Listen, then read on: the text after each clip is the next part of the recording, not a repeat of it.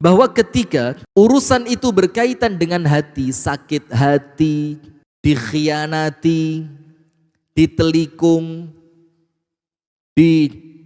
macam-macam lah urusannya, urusan hati, maka itu tidak mudah. Nah sekarang saya akan kasih kepada kita semua 3 tips agar kalau ada orang mengatakan bekas luka itu masih ada. Jadi orang yang pernah disakitin lama gitu, tapi bekas lukanya tidak hilang. Ada di antara kita ini yang ketika memaafkan tidak tulus, sehingga luka itu tidak bisa bekasnya hilang dari hatinya. Nah maka sekarang ada 3 tips dari Al-Quran, dari As-Sunnah. Bagaimana caranya agar ketika kita pernah disakiti oleh orang lain, bagaimana caranya agar kita pernah, ketika kita pernah dizolimi oleh orang lain, bagaimana caranya agar ketika hati kita pernah sakit banget, itu tiba-tiba bisa cair dan seakan-akan dengan orang yang pernah nyakitin kita itu tidak ada masalah sama sekali. Disebutkan di dalam hadis Rasulullah Muhammad sallallahu alaihi wa alihi wa sahbihi wasallam bersabda, "Wa ma zadallahu abdan bi'afwin illa izza." Yang artinya kurang lebih begini. Tidaklah seorang hamba memaafkan kecuali Allah tambahkan kepadanya kemuliaan. Artinya semakin Anda memaafkan, semakin Anda mulia. Semakin berat untuk memaafkan dan semakin Anda merasa tidak bisa memaafkan, ternyata Anda ikhtiar, Anda kerja keras, harus dimaafkan. Harus dilupakan, harus diikhlaskan, harus betul-betul membersihkan hati dari apa yang telah dia lakukan kepada saya. Maka apa? Maka semakin berat memaafkannya, dan ketika Anda bisa maka kemuliaannya semakin tinggi. Nah, maka banyak orang-orang yang memang tidak mau mulia. Bukan sekedar tidak mau mulia, tapi memang Allah tidak menjadikan dia pantas jadi orang mulia. Tidak pantas mulia. Terus apa yang terjadi? Akhirnya orang yang tidak pantas mulia ini, orang itu adalah orang yang biasanya gampang menyimpan dendam. Iling terus besalai wong. Tidak pernah lupa kepada kesalahan orang lain. Tidak pernah dia berikhtiar menata hatinya, menata mentalnya, menata pikirannya untuk kemuliaan dirinya. Tidak pernah mikir. Itulah kenapa ketika Al-Imam Qatadah, Imam Qatadah itu ditanya, "Ya Imam, man aktsarun nasi qadran?" Wahai Imam, barang siapakah orang yang paling mulia kedudukannya di sisi Allah? Jadi sama Imam Qatadah itu dijawab. Pertanyaannya, siapa sih orang yang kedudukannya itu kadar kemuliaan dia di sisi Allah itu paling tinggi? Siapa? Apa kata Imam Qatadah? Aktsaruhum afwan, yaitu orang yang paling banyak memaafkan. Orang yang paling banyak memaafkan adalah orang yang paling mulia di sisi Allah Subhanahu wa ta'ala. Nah maka apabila kita menginginkan kemuliaan, kita menginginkan kebaikan, kita menginginkan kedudukan tinggi di hadapan Allah, yo pasti kita ini akan Allah beri sarana untuk disakiti orang. Setelah disakiti orang, Allah berikan Anda kemampuan untuk memaafkan. Nah, itu yang pertama. Jadi jangan khawatir. Dengan Anda memaafkan, Anda tidak semakin hina. Ustadz, saya hitung-hitung sudah 3 kali Ustadz. Berarti antum mendapatkan kemuliaan 3 kali. Ustadz, dia sudah berkali-kali. Loh berarti Allah memberikan kesempatan antum untuk mulia apa? Berkali-kali. Ustadz, dia orang yang tidak ngerti dikasih maaf. Ya sudah, antum harus jadi orang yang ngerti memaafkan. Jadi jangan kepancing dengan perbuatan orang lain. Itu nomor satu. Jadi bagaimana caranya supaya bekas lukanya itu betul-betul hilang? Anda yakin semakin Anda memaafkan, semakin Anda oleh Allah dimuliakan. Dan ingat, kalau yang memuliakan Allah tidak ada seorang pun yang bisa menghinakan. Betul apa enggak? Allahumma malikal mulki tu'til mulka man tasha' wa tanzi'ul mulka mimman tasha' wa tu'izzu man tasha'. Allah akan muliakan siapapun yang Allah kehendaki, dan siapapun yang dimuliakan oleh Allah maka dia tidak akan pernah hina selamanya di mata manusia maupun di mata Allah Subhanahu wa ta'ala. Nomor 2, bagaimana caranya untuk menghilangkan bekas luka yang masih ada? Perhatikan, kita ini kan semuanya punya dosa. Kita ini kan semuanya punya kesalahan. Kita ini manusia yang tidak pernah luput dari kekhilafan. Bahkan sekuat-kuatnya kita menahan diri, tetap nanti ada waktunya bagaimana kelepasan. Kadang-kadang salah ucap, salah respon, salah sikap, yang tidak menjamin orang lain tidak sakit hati. Boleh jadi dengan sesuatu yang tidak kita sengaja, ngomongnya tidak sengaja, ngomongnya itu kelepasan, tapi apa? Tapi bisa jadi itu menyakiti orang lain. Tak kasih contoh. Anda tahu turunnya surah Abasa? Abasa wa tawalla an ja'ahul a'ma wa ma yudrika la'allahu yazzakka aw yadzakkaru fatanfa'ahu dzikra.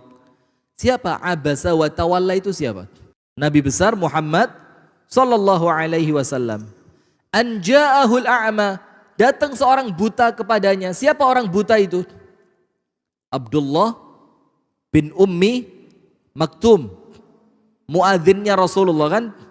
Ketika beliau datang di hadapan Rasulullah, itu ada pembesar-pembesar kafir Quraisy. Yang Rasulullah kepingin kalau pembesar kafir Quraisy ini masuk Islam, kalau mereka-mereka ini masuk Islam, maka anak buahnya pasti masuk Islam. Maka Rasul sedang semangat-semangatnya ini dakwain mereka. Kalau kalian masuk Islam akan begini, kalian akan mendapatkan ampunan dari Allah, kalian akan mendapatkan kemuliaan nanti di akhirat, ke dunia akan Allah, macam-macam. Datang Abdullah bin Ummi Maktum, Rasulullah ngelihat dalam hatinya ada sedikit, kenapa kok datangnya sekarang? Padahal di waktu ini saya sedang konsentrasi dakwah kepada siapa? Pembesar kafir Quraisy. Akhirnya disebutkan oleh Allah, Abasa wa tawalla. Mukanya Nabi Muhammad itu, tidak bisa diucapkan Nabi Muhammad itu mukanya masam ya. Dinilai masam. Wa tawalla, dan dianggap berpaling. Kenapa begitu? Karena ini Abdullah bin Ummi Maktum bisa ngelihat enggak? Bisa ngelihat enggak? Enggak bisa. Sakit hati enggak Abdullah bin Ummi Maktum? Enggak. Loh, dia enggak bisa ngelihat kok. Mau Rasulullah gaya seperti apapun dia enggak tahu. Tapi Allah yang tidak terima. Allah mengatakan enggak boleh kamu begitu. Karena apapun yang terjadi, orang beriman jauh lebih mulia dibanding orang kafir. Nah, itulah artinya apa? Kan Rasulullah tidak sengaja. Rasulullah tidak tahu bahwa itu akan ditegur oleh Allah. Tapi ternyata perbuatan itu bisa melukai hati orang lain. Nah, maka kita pun sama. Kita ini sak kuat-kuatnya ngempet, sak mampu-mampunya menahan diri, tetap namanya manusia itu pasti ada apa? Kelepasan. Nah, maka cara kedua untuk menghilangkan bekas luka yang masih ada, ketika kita tahu dosa kita ini banyak, maka kita tentu perlu mendapatkan ampunan dari Allah. Kita perlu dosa dan salah kita itu oleh Allah diberikan ampunan. Maka bagaimana caranya? Dengan memaafkan orang lain. Sekarang perhatikan, kesalahan kita kepada orang lain dibanding kesalahannya orang lain kepada kita, itu tidak sebanding. Kita jauh lebih banyak salah dibanding dia kepada kita. Betul apa enggak? Kalau kesalahannya kita, sama si fulan salah, sama si alan salah, sama dia salah, dia, wakeh salah. Sementara orang yang nyakitin kita cuma satu. Artinya banyaknya dosa kita itu, kita perlu dari banyaknya dosa ini tetap mendapatkan ampunan dari Allah. Maka bagaimana? Satu orang yang Allah kirim untuk salah sama kita, satu orang yang Allah kirim untuk menyakiti kita, satu orang yang Allah kirim untuk melukai hati kita, itu sarana untuk dosa kita kepada banyak orang sama Allah diampuni. Al jaza'u min jinsil amali. Balasan itu sesuai dengan amalan. Kalau apa yang Anda amalkan memaafkan orang lain, maka Anda sama Allah bakal dimaafkan. Maka yang kedua, supaya bekas luka yang masih ada itu hilang, maka yakin, ya Allah, dendamku tidak lebih besar dibandingkan kebutuhanku untuk Engkau ampuni. Paham enggak? Jadi mangkelnya ini, marahnya ini terlalu kecil dibandingkan kebutuhan kita untuk mendapatkan ampunan dari Allah. Yang ketiga, bagaimana caranya menghilangkan bekas luka dalam hati? Perhatikan hadirin. Kita perlu tahu bahwa semua yang dilakukan oleh manusia itu tidak terlepas dari ketetapan takdirnya siapa? Takdirnya siapa? Berarti ketika ada orang jahat sama saya, dia sedang menjalankan perannya dia yang dituliskan oleh Allah, yang itu pun merupakan takdir saya. Faham? Sementara Anda tahu satu hadis qudsi di mana Allah Subhanahu wa taala berfirman, "Man lam yasbir ala balai." Barang siapa yang tidak sabar atas ujianku, tidak sabar. Coba angkat tangan yang hidupnya tidak diuji. Tidak ada. Semua orang pasti diuji. Ada yang diuji uang, ada yang diuji kesehatan, ada yang diuji rumah tangga, ada yang diuji dengan anak, ada yang diuji tanpa anak, semuanya ujian. Semuanya adalah ujian. Nah, maka Allah katakan, man lam yasbir ala balai, orang yang tidak sabar ketika aku mengujinya. Walam yarda ala qadai, dan dia tidak ridho ketika aku menetapkan qadha, takdir untuknya. Tidak ridho dengan takdirku, kata Allah. Apa yang terjadi? Falyatlub ilahan siwai, maka silakan cari Tuhan selain aku, kata Allah. Nah, sementara ketika kita disakiti orang lain, berarti apa? Nomor satu, yakin ini takdirnya Allah. Nomor dua, bagaimana takdir yang kurang menyenangkan untuk saya ini bisa menjadi kebaikan? Harus ridho, ikhlas dan sabar. Dan tidak ada, Pak, orang ridho, ikhlas, sabar itu dendam itu tidak ada. Orang sabar, ridho, ikhlas, kemudian balas dendam, itu tidak ada. Orang sabar, ridho, ikhlas, menyimpan sakit hati, itu tidak ada. Kenapa? Karena dia yakin, ya Allah, apa yang Engkau tetapkan untukku adalah yang terbaik yang bisa Engkau pilihkan untukku. Nah, maka dari pengajian ini kita ambil ada dua kesimpulan. Nomor satu, jangan sampai nyakitin hatinya orang lain. Tahan betul. Kalaupun terjadi, jangan segan untuk minta maaf. Nomor dua, untuk korban. Nah, ini korban. Bagaimana caranya?